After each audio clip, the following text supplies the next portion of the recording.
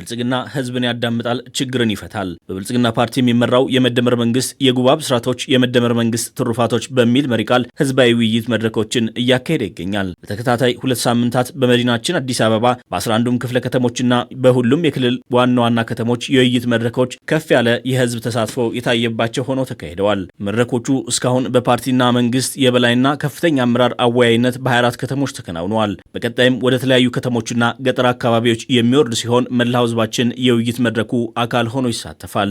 ህዝባዊ የውይይት መድረኮች መንትያ ግቦች ያነገቡ ናቸው። አንደኛው ግብ ብልጽግና ለህዝብ የገባውን ቃል ህዝብን አስተባብሮና ተጠቃሚ አድርጎ በተግባር የገለጠበትን እውነታ ከህዝቡ ጋር አብሮ ለመገምገም ነው። ሁለተኛው ግብ በተለያዩ ውስጣዊና ውጫዊ ምክንያቶች የሚስተዋሉ ችግሮችን ከህዝቡ ከራሱ በማዳመጥ መፍትሄ መስጠት ነው። እነዚህ መንትያ ግቦች ያነገበው ህዝባዊ ውይይት መድረክ በተያዘው ዓመት በባቻ ከኢትዮጵያ ታላቅ ህዳሴ ግድብ ምርቃት ጋር ተሰናስነው የተበሰሩትን 7ቱን የጉባና የመደመር መንግስት ብስራቶች ዋቢ አድርጎ መሪ ቃሉን መርጧል። የህዝባዊ ውይይት መድረኩ መሪ ቃል የሆነው አንደኛው ነጥብ 7ቱ የጉባ ብስራቶች ሲሆን እነዚህም ከታላቅ ህዳሴ ግድብ ፕሮጀክታችን በድምር በ7 እጥፍ የሚልቁ የ30 ቢሊዮን ዶላር ፕሮጀክቶች ናቸው። እነዚህ የማዳበሪያ፣ የነዳጅ ማጣሪያ፣ የጋዝ ኃይል፣ የኒውክሌር ኃይል፣ የቤት ልማትና የግዙፍ አየር ማረፊያ ግንባታ ፕሮጀክቶች ኢትዮጵያን በቀጣይ 5 ዓመታት ወደ አፍሪካ የብልጽግና ተምሳሌትነት የሚያደርሱና የሀገረ መንግስት ግንባታ አካል የሆኑ ስትራቴጂክ ፕሮጀክቶች ናቸው። ታላቁ ህዳሴ ግድባችንን ዳግማዊ አድዋ ብለን እንድንሰይመው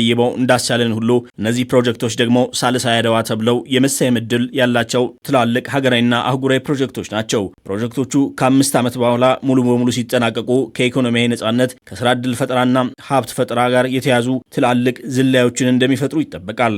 የህዝባዊ ውይይት መድረኩ መሪ ቃል አካል የሆነው ሁለተኛው ነጥብ የመደመር መንግስት ነው። የመደመር እሳቤ የኢትዮጵያ ሁለንተናዊ ብልጽግና እውን ለማድረግ የሀገራዊ ለውጡ መሪ እሳቤ በመሆን እያገለገለ ይገኛል። እሳቤው በተግባር መሬት ላይ ወርዶ ኢትዮጵያን ከተስፋ ብርሃን ወደሚጨበጥ ብርሃን ማሸጋገር ችሏል። በዚህ ተጨባጭ ለውጥ መነሻነት መደመር ከእሳቤነት ወደ መንግስትነት ተሸጋግሯል። በዚህ ደረጃ በልማቱም በሀገረ መንግስቱ ግንባታውም ለህዝብና ሀገር የሚመጥን ስራ የሰራውና እምርታ የፈጠረው የመደመር መንግስት በነቂስ ወጥቶ ከመረጠው ህዝብ ጋር ተገናኝቶ እየተወያየ ነው። በውይይቱ በቀጣይ 5 ዓመታት ህዝባዊ እቅዱ ላይ አተኩሮ የጉባ ብስራቶች የመደመር መንግስት ትሩፋቶች በማለት ትሩፋቶቹን ከህዝብ ጋር እየተቋደሰና ተስፋውን እያለመለመ ይገኛል። በህዝባዊ ውይይት መድረኮቹ በሰፊው የተስተዋለውን አንድ ጉዳይ ህዝብ የተሰራለትን ስራ ቆጥሮ የሚያውቅና የሚያመሰግን መሆኑ ነው። በሁሉም መድረኮች ባለፉት 5 እና 7 ዓመታት የተሰሩ የልማትና የሀገረ መንግስት ግንባታ ስራዎች በህዝቡ አንደበት በአድናቆትና በምስጋና ታጅበው ቀርበዋል። ህዝቡ በየዘርፉና በየአካባቢው የተሰሩ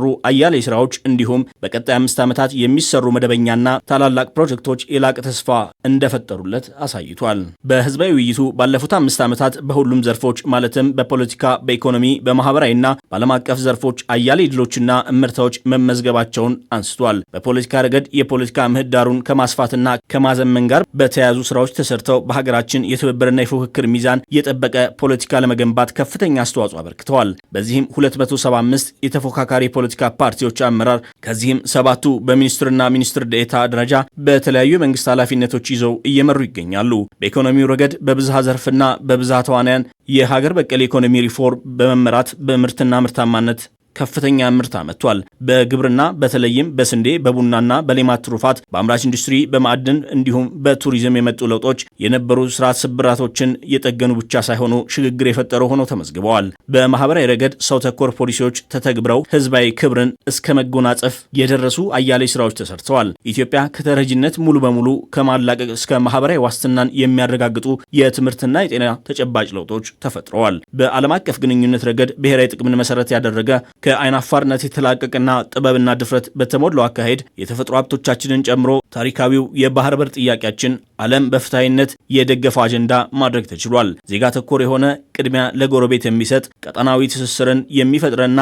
ዓለም አቀፋዊ ትብብርን የሚደግፍ የውጭ ፖሊሲ በመተግበር የኢትዮጵያ ተሰሚነትና ቅቡልነት ከፍ ያደረጉ ስራዎች ተሰርተዋል። መንግስት በእነዚህና በሌሎች አያሌ ድሎች ሳይዘናጋና ሳይኩራራ በህዝቡ ዘንድ የሚነሱ ችግሮችና ቅሬታዎችን በመድረኩ እንዲነሱ አድርጓል። መንግስት በህዝብ ዘንድ የሚነሱ የተለያዩ ጥያቄዎችና ቅሬታዎች ከህዝቡ አንደበት ለማዳመጥ የሄደበት ርቀት የህዝባዊነቱና የአገልጋይነቱ ጥግ ማሳያ መሆናቸው በተሳታፊዎች በደስታና እንባ ጭምር ታጅበው እውቅናና ምስክርነት ተሰጥቷቸዋል። ይህ ነባራዊ ሁኔታ በአንዳንድ ባዳዎችና ባንዳዎች በማህበራዊ ሚዲያ ከሚነዙ የሐሰት ወሬዎችና አሉባልታዎች በተቃራኒ ህዝብ ከመንግስት ጎን ያለ መሆኑና የሚያጋጥሙ ችግሮችንም ከመንግስትና ህዝብ የመፍታት አቅም በላይ አለመሆናቸውን ከፍተኛ እምነትና ተስፋ እንዳለ ታይቷል።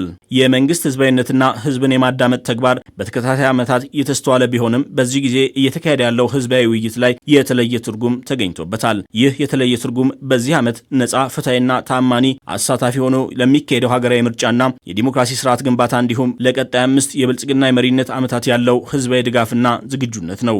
የመደመር መንግስት በህዝብ የለውጥ ፍላጎት ወደ መሪነት የመጣ ህዝባዊ መንግስት እንደመሆኑ መጠን በቀጣይም ከህዝብ ለህዝብ በህዝብ የሆነ የለውጥ መርህ መሪነቱን አጠናክሮ ይቀጥላል። በመደመር እሳቤ የሚመራው የብልጽግና ፓርቲና የመደመር መንግስት ይህንን የታደሰ ህዝባዊ እምነትና ተስፋ እንደ ተጨማሪ አደራ በመቀበል ኢትዮጵያ በታሪኳና ማደግ በሚገባት አቅም ልክ ወደ ብልጽግና ማማ ለማድረስ የሚደረገው ርብርብ ያጠናክራል። መንግስትና መሪው ፓርቲ ብልጽግና ህዝብን እያዳመጠና ለህዝብ ጥያቄ ምላሽ እየሰጠ ኢትዮጵያን ወደ ሁለንተናዊ ብልጽግና ያደርሳል። ብልጽግና ፓርቲ ታህሳስ 6 ቀን 2018 ዓ.ም